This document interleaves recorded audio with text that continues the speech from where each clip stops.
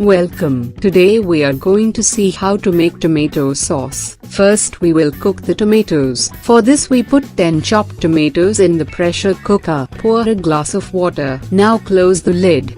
Let it blow 5 to 6 whistles. Transfer this into a blender jar and grind it nicely. Now I am going to filter this. After filtration, I am going to heat this.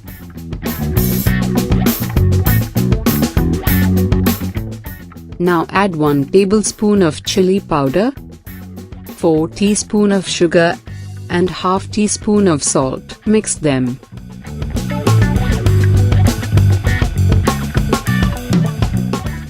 When it is boiling, add lemon juice.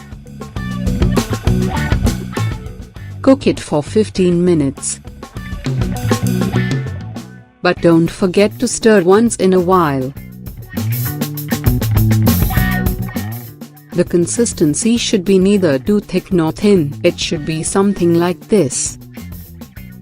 Tomato sauce is ready now. Try this at your home. Share with your friends and please subscribe.